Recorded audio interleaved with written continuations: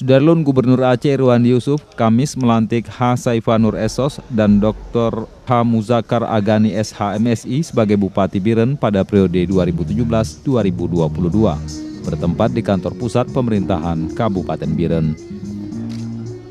Pelantikan dan pengambilan sumpah dilakukan Irwandi Yusuf.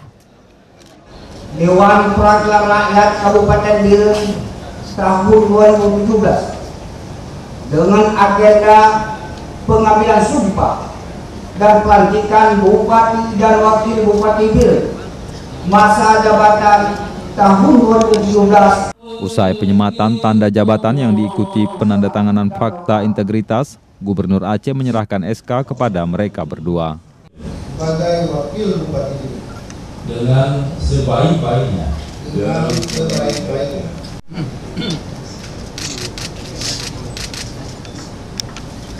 Pelantikan tersebut dihadiri sekitar 2.000 undangan lebih, mulai dari anggota DPRK, DPRA, dan DPR RI, mantan Bupati Biren periode sebelumnya, dan sejumlah ulama Aceh, termasuk Wali Nanggro, juga ikut menghadiri pelantikan H. Saifanur.